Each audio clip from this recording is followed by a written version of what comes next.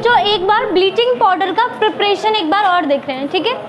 Bleaching powder का preparation, तो जरा मुझे बता दो इसकी प्रिपरेशन किस चीज़ से की थी? क्या लिया था? स्लेगलाइन, CaOH का होल ट्वाइस, स्लेगलाइन। बता सकते हो स्लेगलाइन हमने चैप्टर 1 में कैसे बनाया था? मुझे पता कैसे बनाया था। कैसे बनाया था? वाटर को और दूसरी लाइन को, दूसरा लाइन क्या होता है? Quick line. क्विक लाइन का फॉर्मूला CaO, कैल्शियम ऑक्साइड को पानी में डाला था तो क्या बना था? और ये कौन से टाइप की रिएक्शन है? और कॉम्बिनेशन।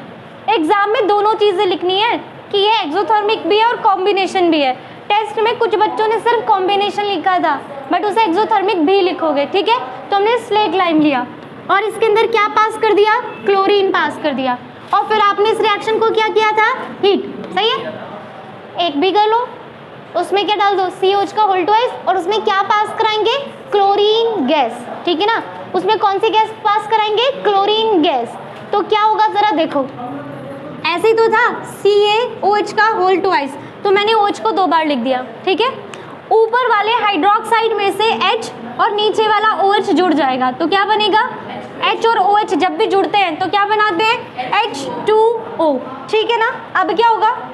ये जो क्लोरीन है ना वो आके यहाँ पर आ जाएगा CaOCl2, CaOCl2, सही है ना।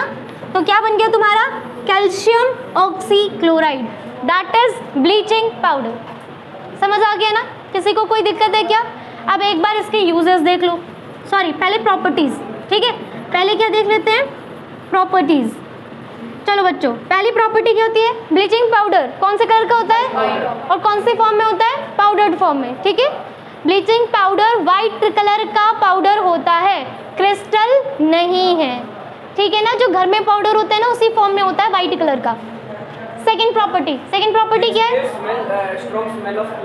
हाँ, हमारा जो ब्लीचिंग पाउडर होता है ना इसमें बहुत स्ट्रॉन्ग स्मेल आती है क्लोरीन की, और ये प्रॉपर्टी दोबारा बोल रही हूँ इम्पॉर्टेंट है। एग्जाम में ऐसे ही क्वेश्चन पूछा जाता है कि एक सॉल्ट A है जो बहुत स्ट्रॉन्ग स्मेल क्लोरीन की देता है, तो उस सॉल्ट का नाम बताओ। तो आपके सिलेबस में जितने भी सॉल्ट हैं उसमें बस ब्लीचिंग पाउडर ही है जो बहुत स्ट्रॉन्ग स्मेल क्लोरीन की देता है। तो जहाँ स्ट्रॉन्ग स्मेल ऑफ क्लोरीन देखो वहाँ समझ जाना कि ये ब्लीचिंग पाउडर। समझ गए मेरी बात? किसी को कोई दिक्कत है क्या? पूछो, कुछ पूछना है? हाँ, मैं एक बार रिव्यू करा रही हूँ। सेकेंड पॉइंट क्या है? सेकेंड पॉइंट है कि ब्लीचिंग पाउडर वाटर के अंदर सॉल्युबल हो जाता है, वाटर के अंदर, लेकिन हमेशा थोड़ा सा अमाउंट पानी के अंदर इनसॉल्युबल होगा, ठीक है। जब आप ब्लीचिंग पाउडर को पानी में घोलोगे तो मैक्सिमम पार्ट पानी के अंदर घुल जाएगा, बस थोड़ा सा पार्ट पानी के अंदर बच जाएगा। एंड थर्ड प्रॉपर्टी है जो सबसे इम्पॉर्टेंट प्रॉपर्टी है, ठीक है। थर्ड प्रॉपर्टी है जो बहुत इम्पॉर्टेंट प्रॉपर्टी है, वो था जब आप लोग अपने ब्लीचिंग पाउडर के अंदर एसिड डालते हो। कौन सा एसिड? डाइल्यूट सल्फ्यूरिक एसिड, ठीक है। तो हम लोगों ने H2SO4 को डाल दिया तो क्या बनेगा? बताओ क्या बनेगा? आपका जो कैल्शियम है वो किससे रिएक्ट करेगा? तो क्या बनाएगा? CaSO4, calcium sulphate. ये जो हाइड्रोजन है वो इसके ऑक्सीजन से जुड़ जाएगा तो क्या बन जाएगा? H2O, और साथ में क्या निकलेगी? Chlorine gas. और यही तो इम्पॉर्टेंट भी है। आपका ब्लीचिंग पाउडर इम्पॉर्टेंट क्यों है? क्योंकि ये ब्लीच करता है। अब ये ब्लीच किसकी वजह से करता है? हमारा ब्लीचिंग पाउडर सिर्फ इस क्लोरीन की वजह से ब्लीचिंग एजेंट की तरह काम करता है। तो ब्लीचिंग पाउडर में मेन क्या है कि ब्लीचिंग पाउडर को जब एसिड से रिएक्ट कराया जाता है, ठीक है, ब्लीचिंग पाउडर को जब डाइल्यूट सल्फ्यूरिक एसिड से रिएक्ट कराते हैं तो ये क्लोरीन गैस रिलीज करती है, और ये क्लोरीन गैस ही ब्लीचिंग एजेंट की तरह काम करती है। अब एक बात बताओ, जब ब्लीचिंग एजेंट की तरह काम क्लोरीन को करना है तो ब्लीचिंग पाउडर बनाया ही क्यों? क्लोरीन कैसे यूज़ नहीं कर लेते? सही बात है ना? सुन रहे हो ना मेरी बात? ब्लीचिंग पाउडर ब्लीचिंग एजेंट की तरह काम करता है। किसकी वजह से करता है? इसके अंदर क्लोरीन है, ये क्लोरीन निकलेगा और ये ज़्यादातर कलर्ड वाले सब्सटेंस को क्या कर देता है? डीकलराइज। ये जो क्लोरीन होता है ना, जब इस क्लोरीन को, इंपॉर्टेंट टर्म बताने जा रही हूँ, ध्यान से सुनना, जब ये क्लोरीन किसी कलर्ड सब्सटेंस पे जाता है ना तो ये उसे ऑक्सीडाइज कर देता है। क्या कर देता है? ऑक्सीडाइज। याद रखना, ये जो क्लोरीन गैस होती है वो कलर्ड सब्सटेंस को ऑक्सीडाइज कर देती है, जिसकी वजह से वो कलरलेस हो जाते हैं। तो नोट करके लिख लो, chlorine oxidise the coloured substance and convert them into colourless substance. ठीक है, ब्लीचिंग पाउडर में से जो क्लोरीन गैस निकलती है वो कलर्ड सब्सटेंस को ऑक्सीडाइज कर देती है और उस ऑक्सीडाइज्ड होने की वजह से वो कलरलेस हो जाते हैं। आ गई क्या मेरी बात समझ में? ठीक है, नोट कर लिया सबने? आज तो गिरी गई हो, समझ गए? किसी को कोई दिक्कत? अब पॉइंट सुनो, जब क्लोरीन को ही ऑक्सीडाइज्ड करके ब्लीचिंग एजेंट की तरह काम करना है तो ब्लीचिंग पाउडर की ज़रूरत क्या हुई? क्लोरीन गैस उठा लो। दिक्कत क्या है? हम क्लोरीन गैस को इतनी आसानी से स्टोर नहीं कर सकते, ठीक है ना? क्लोरीन गैस ना तो इतनी ईजिली अवेलेबल है और ना ही उसे स्टोर करना इतना ज़्यादा आसान है। तो इसीलिए एक तरीके से हम ब्लीचिंग पाउडर के अंदर ही क्लोरीन को स्टोर करते हैं। तो एक तरीके से ब्लीचिंग पाउडर स्टोरेज करना है। किसका स्टोरेज करना है? क्लोरीन का, क्योंकि आप क्लोरीन को इतनी आसानी से स्टोर नहीं कर सकते। समझ गए ना मेरी बात? तो इसलिए हम ब्लीचिंग पाउडर बना लेते हैं। ठीक है, अब जब भी आपको क्लोरीन गैस की ज़रूरत होगी, इस ब्लीचिंग पाउडर में डाइल्यूट सल्फ्यूरिक एसिड डालोगे, उसमें से क्लोरीन गैस निकलेगी और फिर आप उससे किसी भी चीज़ को डीकलराइज कर सकते हो। किसी भी चीज़ को नहीं, कुछ चीज़ों को डीकलराइज करने के लिए ब्लीचिंग पाउडर यूज़ किया जाता है। हाँ जी, क्लोरीन गैस इतनी आसानी से वाटर में नहीं सॉल्यूबल होती है। सारी गैसेस थोड़ी वाटर में सॉल्यूबल होती हैं, सही है ना? सारी गैसेस थोड़ी वाटर में सॉल्यूबल होती हैं। समझ गए क्या मेरी बात? ठीक है ना? तो अगर क्वेश्चन में आ जाए कि आप क्लोरीन को क्यों यूज़ कर रहे हो as a bleaching agent, sorry bleaching powder को क्यों यूज़ कर रहे हो as a bleaching agent, chlorine gas को क्यों नहीं, तो आप लिखोगे क्लोरीन गैस को ईजिली स्टोर नहीं किया जा सकता, इसीलिए हम ब्लीचिंग पाउडर यूज़ करते हैं। ब्लीचिंग पाउडर के अंदर ही स्टोर है क्लोरीन गैस, बस उसके अंदर डाइल्यूट सल्फ्यूरिक एसिड डालेंगे एंड क्लोरीन गैस रिलीज हो जाए। समझ आ गई? किसी को कोई दिक्कत है? आप पढ़ लेते हैं इसके यूजेस। ठीक, अब पढ़ लेते हैं इसके यूजेस। पहला यूज़ तो आपको बार बार पता चल गया कि इसे हम लोग यूज़ करते हैं एज अ ब्लीचिंग एजेंट। कहाँ पर? कॉटन इंडस्ट्री में एंड टेक्सटाइल इंडस्ट्री में। ठीक है ना? आपके कॉटन को डीकलराइज करने के लिए, कुछ कपड़ों की इंडस्ट्री में कपड़ों को डीकलराइज करने के लिए हम ब्लीचिंग पाउडर यूज़ करते हैं। तो फर्स्ट पॉइंट लिख लो, use as bleaching agent in cotton and textile industry.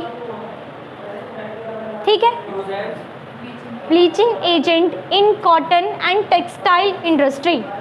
Cotton की इंडस्ट्री में कॉटन को वाइट बनाने के लिए, कुछ क्लॉथ्स की इंडस्ट्रीज में कुछ कपड़ों के कलर को रिमूव करने के लिए ब्लीचिंग पाउडर यूज़ करते हैं। Second use most important, second use बहुत ज़्यादा इम्पॉर्टेंट है, समझे? आप लोगों ने कल कौन सा सॉल्ट पढ़ा था? Washing soda. वॉशिंग सोडा पानी को क्या कर रहा था? उसकी किस चीज़ को रिमूव करता था? परमानेंट हार्डनेस को। सही है, इसका काम है क्या करना? वाटर के अंदर जर्म्स को मारना। ये डिसइंफेक्टेंट की तरह यूज होता है। लिखो, bleaching powder is used as disinfectant. It kills the germs present in water. It kills the germs present is used as disinfectant। ठीक है, ब्लीचिंग पाउडर का ये यूज़ बहुत इम्पॉर्टेंट है।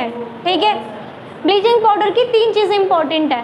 एक, इसके अंदर स्ट्रॉन्ग स्मेल ऑफ क्लोरीन आता है, एक तो ये बात याद रखनी है। ठीक है, ब्लीचिंग पाउडर के अंदर स्ट्रॉन्ग स्मेल ऑफ क्लोरीन आती है। दूसरा, ब्लीचिंग एजेंट की तरह इसे यूज़ करते हैं क्योंकि इसके अंदर क्लोरीन है। तीसरा इम्पॉर्टेंट, ये वाटर की सप्लाई में यूज़ होता है क्योंकि ये वाटर को क्या कर देता है, वाटर के अंदर प्रेजेंट जर्म्स को मार देता है। तो बोला जाता है एक सॉल्ट है जो वाटर की जर्म्स को मारेगा, या एक सॉल्ट है जिसे डिसइंफेक्टेंट की तरह यूज़ करेंगे, तो याद रखना वो ब्लीचिंग पाउडर है। वॉशिंग सोडा परमानेंट हार्डनेस को रिमूव कर रहा था और ब्लीचिंग पाउडर वाटर के अंदर प्रेजेंट जर्म्स को मार रहा है, तो इससे हम ड्रिंकिंग वाटर बना लेते हैं। समझ गए क्या? पानी को भी डीकलराइज करेंगे? अब पानी तो खुद ही ट्रांसपेरेंट है क्या? तो वो डीकलराइज्ड हो जाएगा, बट उसे पीने में यूज़ करोगे क्या? समझ गए मेरा? ये जो सेकंड यूज़ है ना, ये सेकंड यूज़ इंपॉर्टेंट है, याद रखना। ब्लीचिंग पाउडर यूज होता है डिसइंफेक्टिंग ड्रिंकिंग वाटर सप्लाई। समझ गए? पानी के अंदर जम्स मारने के लिए इसे यूज़ करते हैं और ये बहुत इंपॉर्टेंट है। बाकी के यूजेस इतने ज़्यादा इंपॉर्टेंट नहीं है, एग्जाम में ज़्यादा पूछे नहीं गए हैं, पर लिख लो। थर्ड पॉइंट है chloroform, it use in making chloroform, it used in making chloroform. Next लिख लो, इन मेकिंग क्लोरोफॉर्म। क्लोरोफॉर्म क्या होता है? जिससे बेहोश करते हैं, ठीक है ना। क्लोरोफॉर्म वो होता है जिसे पहले, अब नहीं, पहले डॉक्टर्स बेहोश करते थे क्लोरोफॉर्म से, बट अगर क्लोरोफॉर्म पहले का बना हुआ रखा है, मतलब क्लोरोफॉर्म तुरंत बनाया जाता है, तुरंत पेशेंट को बेहोश किया जाता था। अगर क्लोरोफॉर्म पुराना है ना, या क्लोरोफॉर्म सनलाइट में आ जाता था, या उसका ढक्कन थोड़ा सा लूज हो जाता था, तो उसके अंदर जहरीली गैस बन जाती थी, हाईली पॉइजनस, तो जाते थे बेहोश करने के लिए और पेशेंट मर जाए। ठीक, इसलिए क्लोरोफॉर्म यूज़ नहीं करते। वैसे क्लोरोफॉर्म को सूंघने से बेहोशी आती है। ठीक है, देख लिया? हाँ, it used in making chloroform. Next, अब इसमें से कौन सी गैस निकल रही थी और वो क्या कर रही थी? ऑक्सीडाइजेशन कर रही थी ना। ऑक्सीडेशन की वजह से तो डीकलराइज कर रही थी, तो लिख लो, it also used as oxidising agent, it also used as oxidising agent. ठीक है, हो गया तुम्हारा ब्लीचिंग पाउडर खत्म। आगे अच्छे से समझ में? किसी को कोई डाउट? डन? चले खत्म। नेक्स्ट टॉपिक स्टार्ट कर दूं? नेक्स्ट टॉपिक क्या है? Baking soda. बेकिंग सोडा पहले कराओ, plaster of Paris. Baking soda छोटा तो प्लास्टर ऑफ पेरिस है, पर आधा घंटा है तो बेकिंग सोडा करते हैं क्योंकि ये थोड़ा सा बड़ा है। चलो स्टार्ट करें। Next, salt, baking soda. आप लोगों को पता है, आप लोग वॉशिंग सोडा के अंदर बेकिंग सोडा को पहले ही बना चुके हो। हमारा, पहले ये बताओ, बेकिंग सोडा तुम लोगों ने सुना है, खाया है, घर में यूज़ किया है? कहाँ पे यूज़ होता है? केक्स बनाने में और भटूरे बनाने में, पूड़े बनाने में, ऐसी कोई भी चीज़ बनाने में जिसे फ्लफी किया जाता है, स्पॉन्जी जिसे बनाया जाता है। केक स्पॉन्जी होता है, भटूरे स्पॉन्जी होते हैं, ढोकला स्पॉन्जी होता है, सही है ना। ऐसी चीज़ें जिसे स्पॉन्जी करना है। और जब एसिडिटी हो जाती है तो घर की रेमेडी में भी बेकिंग सोडा को यूज़ किया जाता है। ठीक है, तो बेकिंग सोडा तुमने सुना भी है और खाया भी है। नहीं ना, इसका नेचर एल्केलाइन है, बट बहुत वीक एल्केलाइन है, बहुत स्ट्रॉन्ग एल्केलाइन नहीं है। ठीक है, तो इतना ज़्यादा हमारी बॉडी पे इफेक्ट ही नहीं है, तो इसलिए हार्मफुल नहीं है। बेकिंग सोडा का पहले मैं लिखूंगी केमिकल फॉर्मूला, फिर तुम लोग मुझे बताओगे केमिकल नेम। ठीक है, सही है। Chemical formula NaHCO3। ठीक है, केमिकल फॉर्मूला इज NaHCO3। तो केमिकल नेम बता दो। सोडियम हाइड्रोजन कार्बोनेट या सोडियम बाइकार्बोनेट। आप लोग इसके केमिकल नेम में बाई ही लिखकर आओगे। ठीक है, तो केमिकल नेम क्या है? Sodium bicarbonate. That is your what, baking soda. सही है, बार बार बोला है एक ही बात, सारे सॉल्ट के केमिकल नेम, केमिकल फॉर्मूले टिप्स पे लर्न कर लेना, मोस्ट इम्पॉर्टेंट चीज़ है ये तुम्हारे लिए। ठीक है, आगे बढ़ें क्या? देखो अब ज़रा प्रिपरेशन क्या करना है। क्या प्रिपरेशन हो चुकी है ऑलरेडी? बिल्कुल हो चुकी है। आप लोग जब वॉशिंग सोडा बना रहे थे तो उसकी फर्स्ट स्टेप में बेकिंग सोडा बना था। अब जिन्हें वॉशिंग सोडा याद है उन्हें पता होगा, और जिन्हें मेरी बात सुननी नहीं है उन्हें नहीं पता होगा। तो अब बताओ, वॉशिंग सोडा का फर्स्ट प्रिपरेशन क्या यूज़ किया था? Na लाना था पहले। Na लाने के लिए NaCl, इस क्लोरीन को हटाने के लिए पहले कार्बोनेट बात कर लेते हैं। कार्बोनेट के लिए, Cl को हटाने के लिए अमोनिया, ठीक है, प्लस वाटर, यही था ना। Sodium chloride, carbon dioxide, ammonia, water, क्या बन रहा था? बनाया था हम लोगों ने NaHCO3, और बाई प्रोडक्ट और क्या बना था? NH4Cl। वॉशिंग सोडा में इस प्रिपरेशन को अच्छे से समझाया गया था। सही है, तो इसलिए दोबारा नहीं समझा रही। जिसे समझना है वो वॉशिंग सोडा देख लेना एक बारी वीडियो में, ठीक है।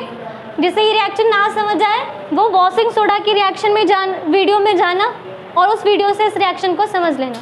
अभी ये क्या बन गया हम लोगों का? बेकिंग सोडा, ठीक है ना। तो वॉशिंग सोडा की प्रिपरेशन याद करो, बेकिंग सोडा की प्रिपरेशन अपने आप हो गई। समझ गए मेरी बात? NaHCO3। अब डाल दो इसकी प्रॉपर्टीज, ठीक है, डाल दो जल्दी से प्रॉपर्टीज। कुछ नहीं, रिमूव हो जाएगा, ठीक है। करें प्रॉपर्टीज, लिखो पहले फर्स्ट प्रॉपर्टी लिखो। It is white crystal which is springly soluble in water, is springly, ऐसा नहीं है जैसे नमक डालती घुल जाता है, हाँ ये घुलता है वाटर में बट धीरे धीरे घुलता है, ठीक है। SPARINGLY। अब देखो कुछ चीज़ें होती हैं पानी में जाती घुल जाती हैं, जैसे कि नमक, ठीक है, ये पानी में घुलता है बट धीरे धीरे घुलता है, ठीक। तो ये वाइट कलर का होता है, बेकिंग सोडा हमने देखा है ना, वाइट कलर का होता है ना, और पानी में डिजोल्व हो जाता है धीरे धीरे, सही है ना। घोलने के लिए थोड़ा सा स्टेयर करना पड़ता है, नमक जल्दी घुल जाता है इसके कंपेयर में। सेकंड पॉइंट जो तुम लोगों को पहले मैं बता चुके हैं, सेकंड पॉइंट, हाँ घुल तो जाता है थोड़ा सा धीरे। पहला point, it is white crystal which Sprüngli soluble in water. जो हमारा बेकिंग सोडा होता है ना, पानी में डालो घुल दो, घुल जाएगा, बट इससे फास्ट नमक घुलता है, ठीक है ना। घुलेगा ये भी प्रॉपर घुल जाएगा, बट जैसे कि मान लो नमक को एक बार स्पून चलाया घुल गया, इसको घोलने के लिए एक दो बार मूव करना पड़ेगा, घुल जाएगा, ठीक है। सेकंड पॉइंट सुनो, कैसा नेचर होता है इसका? बेसिक, ठीक है। कैसा नेचर है? यानी एल्केलाइन है, क्या है? बट नॉन कोरोसिव है। आप लोगों को याद है मैंने बताया था कि बेसिक जो स्ट्रॉन्ग बेस होते हैं उन्हें जब हैंड पे डालते हैं तो ब्लिस्टर्स बन जाते हैं, हिंदी लैंग्वेज में क्या था? छाले पड़ जाते हैं। तो ये वाला जो है ना ये नॉन कोरोसिव है। नॉन कोरोसिव मतलब ये हमारी स्किन पे डलने के बाद हमारे स्किन को बर्न नहीं करता, समझ गए? तो लिखो non corrosive mild base, non corrosive mild base, non corrosive mild base. Mild मतलब वीक, बहुत स्ट्रॉन्ग नहीं है, बहुत हल्का सा बेसिक है, ठीक है ना। अब फिर से थर्ड प्रॉपर्टी जो इसे इम्पोर्टेंट बनाती है, जैसे ब्लीचिंग पाउडर की थर्ड प्रॉपर्टी थी ना जिसमें क्लोरीन गैस निकलती थी और उस क्लोरीन गैस निकलने की वजह से वो ज़रूरी था, ऐसे ही यहाँ पर भी बेकिंग सोडा को जब हम गर्म करते हैं, पहले तो लिख देती हूँ, बेकिंग सोडा इज NaHCO3, इधर कार्बोनेट है, तो अगर मैं इसे गर्म करूँगी तो क्या बनेगा? इधर कार्बोनेट है, हीट करने पे कौन सी गैस निकलेगी? Carbon dioxide gas. अब जो मैं रिएक्शन लिखने जा रही हूँ वो वॉशिंग सोडा की सेकंड स्टेप था। वॉशिंग सोडा की प्रिपरेशन कितने स्टेप में ख़त्म की थी? तो पहला स्टेप में ये बन गया, दूसरे स्टेप में हमने क्या किया था, इसे हीट किया था, याद है?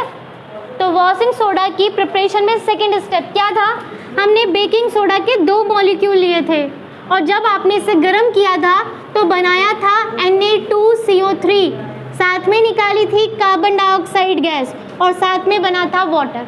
अब याद है किसी को, ये याद किया है प्रिपरेशन? तो ये रिएक्शन याद है? जिसे समझ आ रही है बहुत बढ़िया, जिसे समझ नहीं आ रही है वो देखना वॉशिंग सोडा को, ठीक है? तो ये रिएक्शन समझ आ जाएगी। तो अब यहाँ पर देखो, जब आप लोग बेकिंग सोडा को गर्म करते हो तो क्या निकलता है, और इसी की वजह से इम्पॉर्टेंट है। बेकिंग सोडा को गर्म करने पे कार्बन डाइऑक्साइड गैस निकलती है और ये कार्बन डाइऑक्साइड गैस देखो कितनी जगह यूज़ होती है। केक बनाने में डालते हैं, कार्बन डाइऑक्साइड है ना, वो केक के डो में ट्रैप हो जाएगी। अब डो के अंदर CO2 बबल्स की फॉर्म में निकलेगी, तो बबल्स जैसी शेप नहीं बनी रहती, केक के बीच में होल्स रहते हैं छोटे छोटे, तो वो इस गैस की वजह से होते हैं, ठीक है? ऐसे ही भटूरे होते हैं ना, भटूरे में भी हम क्या डाल देते हैं, बेकिंग सोडा, सही है? तो जब आप इसे रिएक्ट कराओगे तो क्या निकलेगी, कार्बन डाइऑक्साइड। कार्बन डाइऑक्साइड उसके डो में ट्रैप हो जाएगी, बबल्स की फॉर्म में रिलीज होगी, तो छोटे छोटे होल्स बन जाएंगे, तो थोड़ा फ्लफी हो जाएगा, फूला फूला, ठीक है? तीसरा इम्पॉर्टेंट, यही कार्बन डाइऑक्साइड गैस बुझाने, आग बुझाने के काम आती है। अब इन्हें बहुत अच्छे से एक्सप्लेन करते हुए समझाती हूँ। पहले प्रॉपर्टी समझ आ गई। पहली प्रॉपर्टी क्या है, वाइट क्रिस्टल है जो पानी में घुल जाता है। सेकेंड, माइल्ड है, नॉन कोरोसिव अल्कलाइन है, इसलिए हम इसे एंटासिड्स की तरह यूज़ भी कर सकते हैं। एंटासिड्स क्या थे, जल्दी बताओ, मैंने एंटासिड्स बताए थे एसिड में। Antacids are those medicines which we used in acidity, ठीक है? एसिडिटी में जो मेडिसिन यूज़ करते हो एसिडिटी को रिमूव करने के लिए, उन्हें हम एंटासिड्स कह रहे थे। किन्हीं 2 एंटासिड के एग्जाम्पल देना। एक तो बेकिंग सोडा हो गया, milk of magnesia. Sir chemical है भैया, केमिस्ट्री है, नाम दे दो केमिकल के। इनो, डाइजीन बोल दो, फिर थोड़ी देर में हो गए 2 खत्म। अच्छा डाइजीन इनो दोनों आ गए, बहुत बढ़िया। यहाँ पे समझ आ गया, ठीक है ना? और थर्ड प्रॉपर्टी है कि जब आप इसे हीट करते हो तो सोडियम कार्बोनेट बनता है, कार्बन डाइऑक्साइड एंड वाटर, और इसकी वजह से ही इसके यूजेस हैं। बेकिंग सोडा को यूज़ करते हो उस कार्बन डाइऑक्साइड गैस को रिलीज़ करने के लिए, तो इसका पहला use and most important use, ठीक, क्या, इसे यूज़ करते हैं केक एंड पेस्ट्री बनाने में, ठीक है? लिखो, डाल दो हेडिंग यूजेस। अभी एकदम अच्छे से एक्सप्लेन करके बताती हूँ, देखो ज़रा जल्दी से। It is used in making cakes and pastry, it is used in making cake, pastry, bread, ये सब, ठीक है?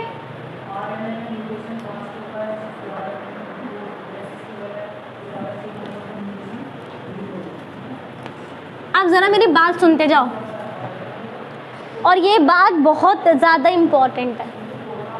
आप लोगों ने अभी रिएक्शन देखी, बेकिंग सोडा था, क्या था, बेकिंग गरम करने पे क्या रिलीज़ कर रहा था, कार्बन डाइऑक्साइड। वो कार्बन डाइऑक्साइड डो में ट्रैप हो जाएगी, बबल्स की फॉर्म में रिलीज होगी, तो आपका जो डो है वो सॉफ्ट और स्पॉन्जी बनेगा। कैसा बनेगा, सॉफ्ट और स्पॉन्जी, थोड़ा सा फ्लफी है ना, दबेगा। बट अगर मैं केक बनाने में बेकिंग सोडा डाल दूंगी, बेकिंग सोडा का नेचर क्या है, बेसिक। बेस का टेस्ट कैसा था, बिटर। तो अगर आप केक में ना खाली बेकिंग सोडा डाल दोगे तो केक कड़वा बनेगा। कैसा बनेगा, बिटर इन टेस्ट। इसीलिए हम लोगों ने बनाया बेकिंग पाउडर। एक होता है बेकिंग सोडा, एक होता है बेकिंग सोडा क्या होता है, आप ध्यान से देखना। ये होता तो वो फॉर्म में, पाउडर्ड फॉर्म में होता है, पानी में घुल देते हैं, लिक्विड में स्टेट में आ जाता है। हाँ, बेकिंग सोडा होता है NaHCO3, ठीक है? बेकिंग पाउडर क्या होता है, अगर मैं बेकिंग सोडा को केक बनाने में डाल दूंगी, ध्यान से सुना, एक क्वेश्चन भी पूछा जाता है, बेकिंग पाउडर यूज़ करते हैं, बेकिंग सोडा यूज़ नहीं करते केक बनाने में। या कभी कभी क्वेश्चन पूछा जाता है बेकिंग सोडा और बेकिंग पाउडर में क्या डिफरेंस है। तो बेकिंग सोडा इज NaHCO3 जिसका नेचर बेसिक है एंड बेसिक टेस्ट में बिटर होता है। तो केक बनाने में बेकिंग सोडा यूज़ करोगे तो क्या होगा, थोड़ा सा बिटरनेस आएगी, टेस्ट अच्छा नहीं आएगा। तो हमने क्या किया, बेस को न्यूट्रल कर दिया। हमने बेस को क्या कर दिया, न्यूट्रल कर दिया। अब बेस को न्यूट्रल करने के लिए कौन आएगा, एसिड आएगा। तो बेकिंग पाउडर मिक्सचर होता है, किसका मिक्सचर होता है, baking soda plus weak acid का। ठीक है, बेकिंग सोडा और वीक एसिड को जब हम मिला देते हैं तो बनता है बेकिंग पाउडर। एंड कौन सा वीक एसिड, टार्ट्रिक एसिड। ठीक है, कौन सा वीक एसिड है, टार्ट्रिक एसिड। तो baking powder is the mixture of क्या, basic soda NaHCO3 plus tartaric acid. और टार्ट्रिक एसिड वीक एसिड है क्योंकि ये बेस भी तो वीक ही है ना। अगर ये वीक बेस है तो एसिड भी तो वीक ही चाहिए होगा न्यूट्रल करने के लिए। ये बात मैंने तुम्हें समझाई थी, एक बार फिर से देख लो। अगर वीक एसिड है, वीक बेस है, तो आपका जो सॉल्ट बनेगा वो कैसा बन रहा था, न्यूट्रल। कैसा बन रहा था, अगर वीक एसिड है और स्ट्रॉन्ग बेस है तो सॉल्ट जो बन रहा था वो कैसा बनता, बेसिक। अगर स्ट्रॉन्ग एसिड है, वीक बेस है, तो जो सॉल्ट बनेगा वो कैसा बनेगा, एसिडिक। और अगर सॉल्ट भी एसिड भी स्ट्रॉन्ग है, आपका बेस भी स्ट्रॉन्ग है, तो अगेन आपका जो सॉल्ट बनेगा वो कैसा बनेगा, न्यूट्रल। ठीक है, तो यहाँ पर आपका जो बेस था वो वीक था, तो एसिड भी मुझे कैसा चाहिए, वीक, ताकि जो सॉल्ट बने वो कैसा बने, न्यूट्रल सॉल्ट बने। समझ गए मेरी बात, अब जरा ध्यान से देखो। हाँ जी, किसमें, अब इन दोनों के रिएक्शन से न्यूट्रल हो जाएगा ना, तो जो टेस्ट है वो कड़वा नहीं आएगा। सॉल्ट कैसा बन रहा है, न्यूट्रल बन रहा है ना, तो इसीलिए अब बेसिक नेचर खत्म हो गया, न्यूट्रल आ गया, तो अब कड़वापन नहीं आएगा, तो ना थोड़ा सा स्वीट टेस्ट आता है केक के अंदर। ठीक है, तो हम केक बनाने में बेकिंग पाउडर यूज़ करते हैं जो मिक्सचर है बेकिंग सोडा और वीक एसिड टार्ट्रिक का। तो वीक एसिड और टार्ट्रिक जब रिएक्ट करेंगे तो न्यूट्रलाइजेशन रिएक्शन होगी, जिससे अब आपका केक बिटर नहीं होगा, अब थोड़ा सा उसका टेस्ट स्वीट में आएगा। समझ गए मेरी बात, अब होता क्या है वो भी देख लेते हैं। समझ आ गया ये बात अच्छी तरीके से, बेकिंग सोडा और बेकिंग पाउडर में अच्छे से डिफरेंस समझ आ गया। अब ज़रा देखो, आपका जो बेकिंग सोडा है NaHCO3 है, ठीक है, जो आपका बेकिंग सोडा है NaHCO3, अब उसमें आपने क्या डाल दिया, वीक एसिड, जो क्या है, टार्ट्रिक एसिड। जितने भी एसिड हैं वो पानी में प्रेजेंट होके क्या निकालते हैं, H2O। एसिड को जब पानी में डालते हैं तो क्या रिलीज होता है, H+ आयन। ठीक है, H+ आयन, तो क्या बनेगा, carbon dioxide gas, Na+ plus water. ठीक है, आपके बेकिंग पाउडर की रिएक्शन, बेकिंग सोडा एसिड का H+ आयन जब रिएक्ट करता है तो क्या होता है, हमारा जो कार्बोनेट आयन है वो टूट जाएगा कार्बन डाइऑक्साइड में, आपका जो सोडियम है वो बन जाएगा सोडियम आयन में और बनेगा वाटर। सही है, कोई दिक्कत है क्या, ठीक, क्लियर हो गया। अब ध्यान से सुनो, जब बेकिंग पाउडर पानी में नहीं होता ना तो कोई रिएक्शन नहीं हो रही होती इन दोनों के बीच में। जब आप लोग बेकिंग पाउडर घर पे लेकर आते हो ना तो उनके बीच में कोई रिएक्शन नहीं हो रही होती है, क्योंकि आपने पढ़ा है एसिड अपना नेचर कब शो करता है, जब वाटर हो। अभी तो वो ड्राई रखा हुआ है ना, तो जब बेकिंग पाउडर आता है ना, ड्राई रहता है, तो उनके बीच में कोई रिएक्शन नहीं हो रही होती। लेकिन जब आप बेकिंग पाउडर को पानी में डाल देते हो तो जैसे ही पानी जाएगा टार्ट्रिक एसिड क्या रिलीज करेगा, हाइड्रोजन आयन, हाइड्रोजन आयन, तब उनके बीच में रिएक्शन होनी शुरू होती है। समझ गए क्या मेरी बात, क्लियर हो गई क्या। तो बेकिंग पाउडर जब घर में आता है तब रिएक्शन नहीं होती, जब उसमें पानी डाला जाता है तब ये रिएक्शन होती है। और ये जो CO2 गैस रिलीज होती है, भाई आप केक बनाते हो तो उसका डो बनाते हो, ठीक है, भटूरे बनाते हैं तो उसका डो बनाते हैं, उसके डो में हम लोग ये डाल देते हैं बेकिंग पाउडर या बेकिंग सोडा। अब वो क्या रिलीज करेगी, कार्बन डाइऑक्साइड गैस, अब आपको पता है गैस किसके फॉर्म में रिलीज होती है? बबल्स की फॉर्म में।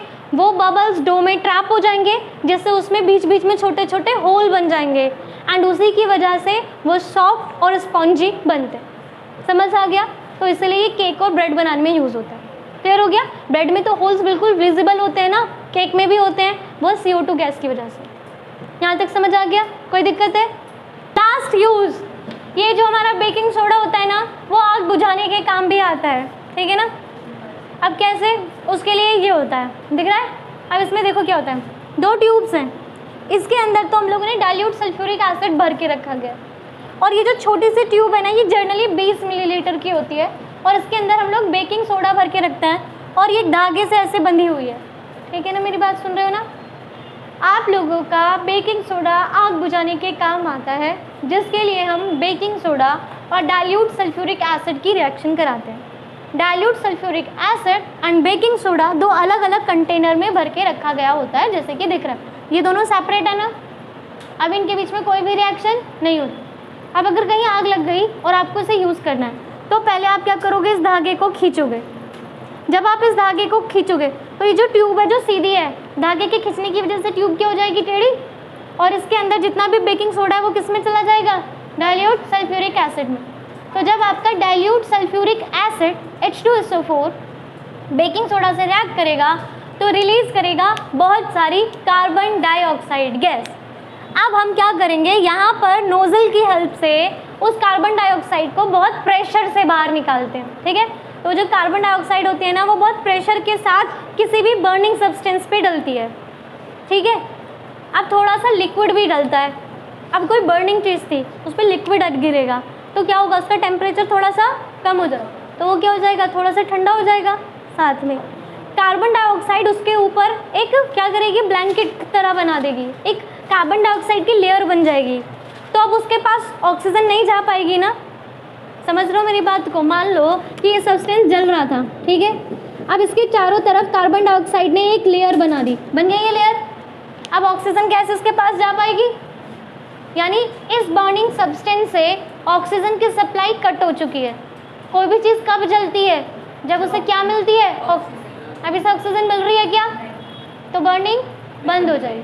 समझ गए क्या मेरी बात? तो इस तरह से हम इसे यूज़ करते हैं आग को बुझाने के लिए। समझ आ गया? कोई दिक्कत है? तो बेकिंग सोडा के 3 यूजेस हैं, एक एंटा एसिड के बाद आग बुझाने के लिए, और उसके बाद आपके केक, पेस्ट्री, ब्रेड को फ्लफी एंड सॉफ्ट बनाने के लिए। बेकिंग पाउडर भी तो बेकिंग सोडा से ही बना है, तो यूज़ तो बेकिंग सोडा का ही हुआ ना। समझ आ गया?